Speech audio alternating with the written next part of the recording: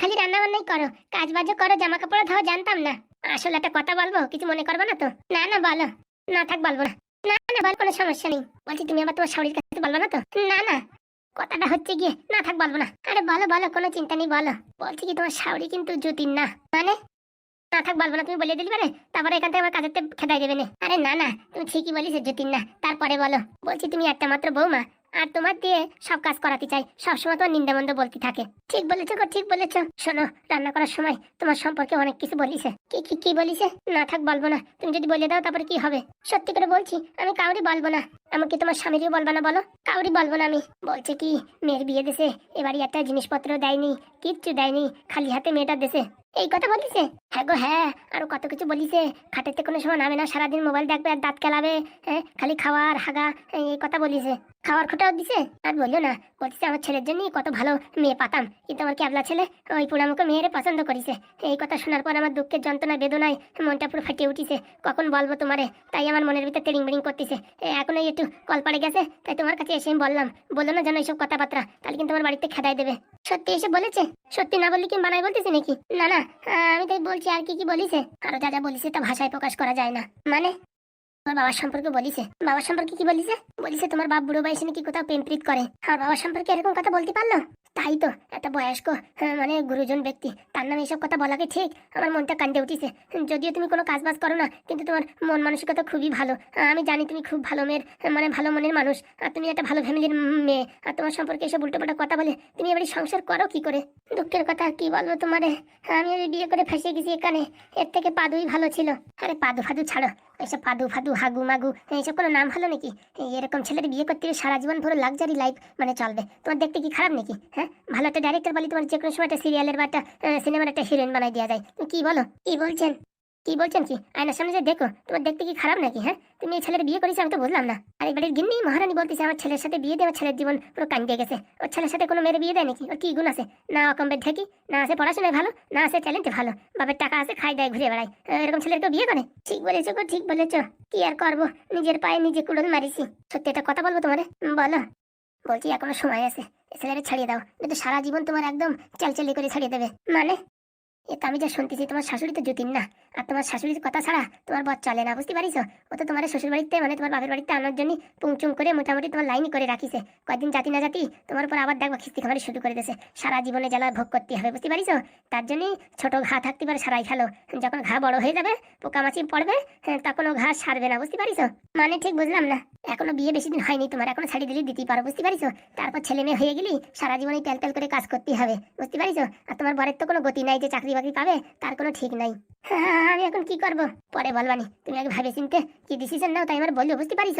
কিন্তু আমি ছেড়ে দিলি পারে রে, তারপর তো আমার আর বিয়ে হবে না। কি যে বলো, আমার হাতে এত লোক জানা আছে, তোমার বড় বড় এমপি এমএলএ এইসব তার ছেলেপেলের সাথে বিয়ে করাই দিতে পারি। হ্যাঁ, একটা এমএলএ ছেলে ছেলে জানো আর খুব ভালোবাসতো, তাদের বাড়িতে প্রচুর চেষ্টা করেছি আমার বিয়ে করানোর জন্য, কিন্তু আমি করিনি, আমি ইচ্ছা করে এর সাথে বিয়ে করেছি। ওইসব কথা ছাড়ো, তুমি এবারে থাকলে মরিস, আমার কথা শোনো, তোমার শাশুড়ি যতীন না। ঠিক বলেছ। কটকটি সর্বনাশ করিস, কথা শুনে ফেলিস নাকি কে জানে। কি গিন্নি আম্মা, এখানে কি হচ্ছে? তেমন কিছু না। বৌমা কান্না করছে কেন? চোখের ভিতরে পোকা গেছে তার জন্য কান্না করছে। পরি তুমি কান্না করছো কেন? ওই তো আমার চোখে পোকা গেছে তাই। কটকটি তুই এখানে কি করছিস? আমি এখানে আইছিলাম, দাদা বউর জামা কাপড় আছে নাকি ওই ঘাটে ধুতে নিয়ে যাবো, তো তাই এই চাইতে এসলাম। তা দেখি চোখ দিয়ে জল বেরোচ্ছে, তাই দুটো কথা বললাম, কিরকম কি আছো, খাওয়া দাওয়া করিস, বাড়ি তোমার মা বাবা ভালো আছে কিনা, এইসব কথা বলিসি। আর মেয়ে ছেলে মানুষ তো, তাই আমি চোখের পোকামাকড় আর বের করে দিইনি, আপনি একটু বের করে দেন। না না, ঠিক হয়ে যাবে, এখন ঠিক আছে।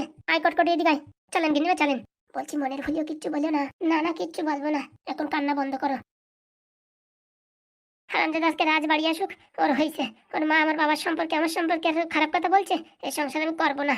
না না, এখন চাটাফাতা করা যাবে না, চাটাফাতা করলি এই কটকটি দাদার এখান থেকে তাড়াই দেবে, তাহলে আমার শাশুড়ির মনের ভিতরে কি গুড়ো রহস্য জানতে পারবো না। থাক, এখন একটু কন্ট্রোল করে থাকি, আমি এর বদলা নেবই নেবো। বলে কটকটি, ওখানে বৌমা কি বলছিল? না না, আমি বলবো না, বলতে পারে তারপরে আপনার সাথে বৌমার গন্ডগোল শুরু হয়ে যাবে। গন্ডগোল তো আগেতেই আছে। না না, আমি বলবো না, আমি বলি পারে আমি খারাপ হয়ে যাবো, তোমার বৌমার কাছে আমি খারাপ হয়ে যাবো, আপনার চোখে আমি খারাপ হয়ে যাবো, তারপর আমার ঘাড় ধরে বাড়ি থেকে বের করে দেবেন। আরে বাবা না না, আমি কোথাও বের করবো না তোকে। সত্যি করে বলছেন তো? হ্যাঁ রে হ্যাঁ। বলছে আমার পিছন দিকে একটু লক্ষ্য রাখেন, আপনার বৌমা আবার কান পেতে শোনে নাকি। না না, বলো তুমি, আমি শুনছি। না থাক, বলবো না। আরে বলো তো, কিচ্ছু হবে না। আপনার বৌমা বলেছে কি বিয়ে হয়েছে এতদিন আমার শ্বশুর বাড়িতে একটা শাড়ি চুরি কিচ্ছু দেয়নি। এত বড় মিথ্যে কথা সে আমি কি করে বলবো? যা বললো তাই বললাম। আর কি বলিছে? বলেছে এই বাড়ি নাকি আপনি নাকি হেড, আপনার বরের কথা শোনেন না, আপনি বলে লিডার, হ্যাঁ আপনার কথা মতো আপনার ছেলে বর সবকিছু চলে, আপনি বলি এই বাড়ির বড় মানে লেডি ডন, এই কথা বলিছে। আরো বলিছে কি আমার বাবা আইছিল নাকি, বাবারে নাকি আপনি বিশাল পরিমাণে অপমান করেছেন, ঝাঁটা দিয়ে বাড়ি দিয়েছেন।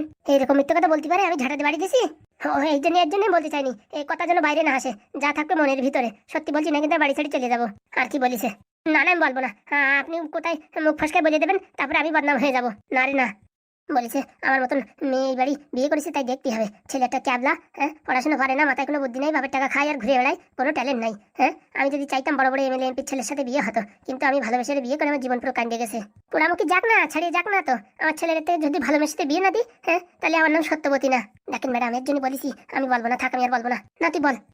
না না আমি আর বলবো না বাবা, তুমি চেঁচামেচার কথা বলতেছো, এখনের কথা এখনই যদি শুনতে পারে তাহলে এটা বদনাম হয়ে গেলাম না। বলতেছি কাঁদতেছিল কিসের জন্য? ওই যে বৌদির বাবার নাকি ঝেঁটা দিয়ে বাড়ি গেছো, সেই দুঃখের জন্য কাঁদতেছিল। সত্যি বলছি কটকটি আমি জীবনে ঝেঁটা দিয়ে বাড়ি দিইনি। এখন আমি কি করে জানবো বলো, আমি তো তখন ছিলাম না।